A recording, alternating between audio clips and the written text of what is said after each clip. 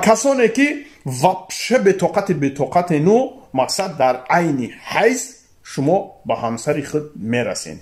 زن پیر کشید، محرمش که مرد، دیگر حیض نمیبینه.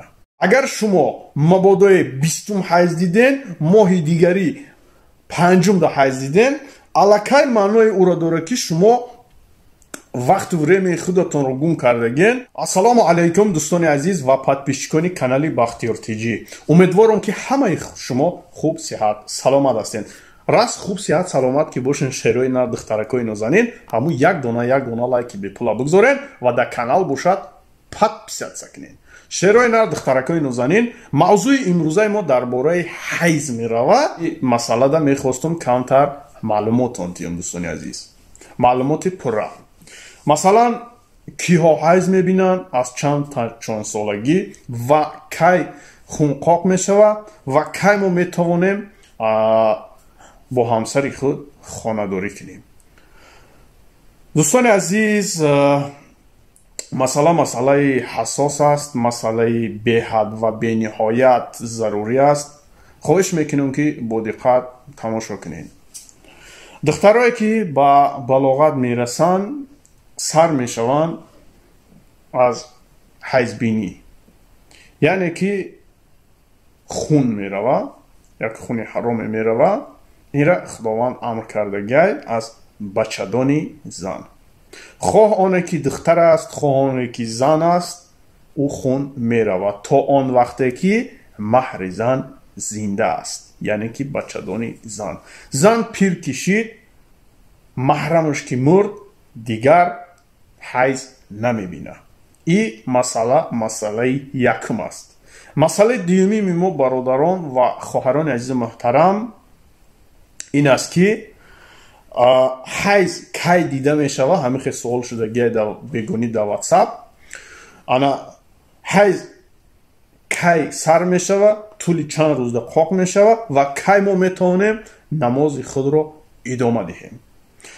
شما با دقت گوش کنین. حیض دو نمود می شود. مثلا دخترکایی که حالی شوهر ندارن و کسانی که تا یک کودک تولد کردگیان.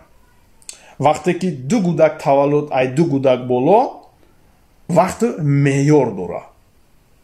ابیش نه همین خیلی خودید سا. هنگامی که دختر یا که زنی جوان حیض میبینه، مثلا 10 دا حیض دید، ماه دیگری 20 دا حیض میبینه. این معنای او را داره که حاضر وقتی شما معین شدگی نیستی، یعنی که هر ماه همون چیزلا دا نمیبیوید. اگر وقتی شما چخیل معین میشود، وقتی معین شوی از کودک دویم تولد که شد، بعدا وقتی شما معین میشود.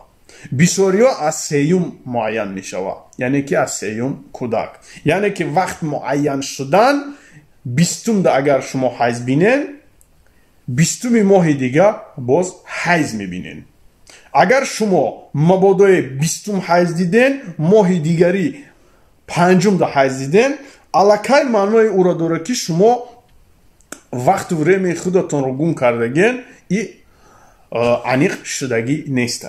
پس ما نماز را کی بخونیم؟ نماز وقتی که شما امروز 20 حیض دیدین، شما 21 22 مقصد جداد میکنین، بعدا میبینین قاق کشید، نمازتون در گردن شما قرض میشود. یعنی بیشنه رسیقتی بگیم، امروز اگر 20 باشد، فردا بگونی 21 دا شما دا معین میشه که خون قاق شدگی است. قاق کشیده باشه، نماز در گردن شما قرض است. و یک چیز دیگر را با دقت گوش کنین که مبادایی که امروز 20 فردا 21 بگونی قاق شد، شما نماز رو سر کردین، نمازی خفتن ده خون با آمد. در این حالت شما از نمازی خفتن تا نمازی خفتن دیگه جداد میکنین، بامداد دیگریش ده بعد نمازتون رو سر میکنین. اگر شما 2 روز 3 روز 4 روز زیادی اگر بگیم دوام تینو بگیم که ما بعض قاقشم بعد نماز میخونم، در این صورت در شما نماز قضا دانسته میشود. هنگامی که شما در حیض هستین در شما قضا دیده نمیشود. شما وقتی که قاق شد بعد که مثال نخوندین بعد قضا دانسته میشود. میگذاریم با زنهایی که دوم سوم کودک میکنن. زنهایی که دوم سوم کودک تولد میکنن اینا وقت время خودشون رو تصدیق کردگن. اگر 20 حیض بینن ماه دیگری با 20 حیض میبینن، ماه دیگری همیشه با 20 حیض میبینن.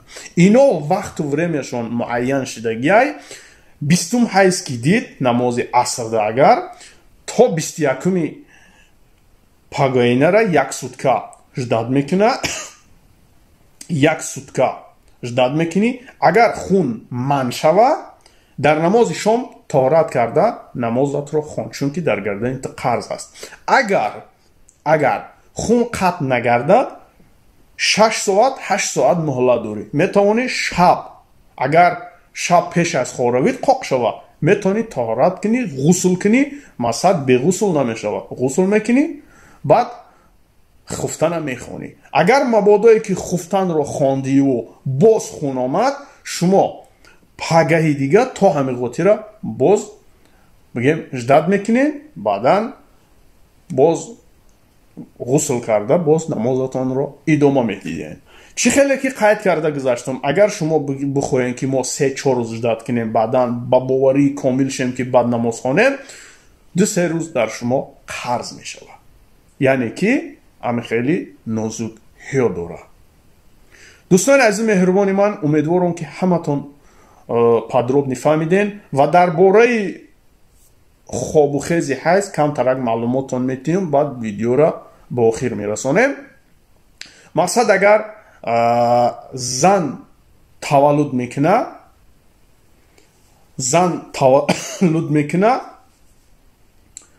از بین چند روز گذشت 4 روز 5 روز گذشت خون قاق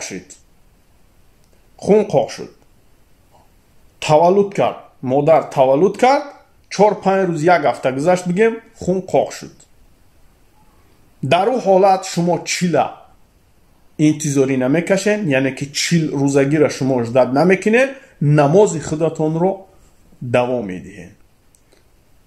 واسطه از همون حیض است. اگر مردهایی که بطاقت هستین مثل ما بوره شوخی میکنم، مقصد بطاقت هستین و همسر شما حیض دیدو 1 هفته پس خون قاق شد، حاضر 40 برآمدگی نیست، همسر شما نماز میخواند، شما میتونین یا نمیتونین همخوابگی کنین. همه خیلی سوال شدگی های. اگر بطاقتی بد باشی میتوانی، نه که اگر خوبش بهترش طاقت کنین 40 روزگی را و بعدا همخوابگی کنین. این از همه بهترین است. اگر طاقت شما تاب آورنده نباشد، یعنی که روین در اونجا فکر زنا کردن رو داشته باشین، همسر شما حیض دیدن رو قاق کرد و طاعت و عبادتش رو که سر کرد 40 تا 40 روزه را حالی خیلی وقتی شما میتونین خانه داری کنین. بهترش خوبترش 40 روزه جداد کنین. و کسانی که وابشه بطاقت نو، مقصد در عین حیض شما با همسر خود میرسین، این یک گناه عظیمه هست و شما هیچ وقت بخشنده نمیشین. در دین خودمان، در مذهب خودمان اگر آمادگی که همیشه بطاقتی کنی وای کنی، از تحت دل صدقاً توبه کنی، خداوند تو را میبخشه. نه اینکه توبه کردی پگه با همین کارت رو تکرار کن باز توبه کن، روز دیگری باز همین کارت رو کن باز توبه کن. نه، این را در نظر نداره. یک بار کردی خطا کردی از تحت دل توبه کن، الله مهربان شما رو میبخشد. نه که با عربا آمدگی ای که اگر تو همین کار کردی خواه دانسته خواه ندانسته шумо бояд ки пул як миқдори пул бояд ки ба ягон кас хайр кунед, дар ягон бечораву бекасу бенаво. як динҳор ба курси ҳозира бигем $100 мешавад. $100 ҳозир 1000 сомонӣ ғалти дистай. 1000 сомонӣ бояд шумо хайр кунед ва баъдан гуноҳи шумо кам мешавад. дӯстони азиз ва дӯстон, касе ки дар ҳамин бора ягон суолҳои нопурра дора, ҳатман метавонед фикру ақидаи худатонро дар комментария бинависонед ва дар видеои оянда мо барои шумо мехонем. ва касе ки мехоҳад ягон қисса дора, ягон хабар дора, ягон чи гум кардагиай, хулоса чи мушкилие ки дорен, ягон хоҳиши шуморо гуфтан дар кор, касе хай чи история ки дора, дар комментария наметавонед нависонда, страничкаи канал бидроен, болош да Бахтиёр Тиҷӣ нависондагиай, дар ҳамун шапкаи сурати калон номеро мондагиай, WhatsApp имо дора. Метавонед дар уҷа муроҷиат кунед. боқӣ ҳаматона ба Аллоҳи меҳрубон меспорам. бигзор Аллоҳи меҳрубон ҳамамона дар дини мубини ислом боз ҳам мустаҳкамтар ва боз ҳам решамона чуқуртар гардонад. ва чӣ гуфтаниям дар охири видео, ҳаматон ақл дорен, ҳаматон тамиз дорен, яъне ки нафси 5 минутатона ба ахират иваз накунед. боқӣ ҳаматона ба Аллоҳи меҳрубон меспорам. хонободу тансият бошен. ассалому алайкум ва раҳматуллоҳи ва баракатуҳ.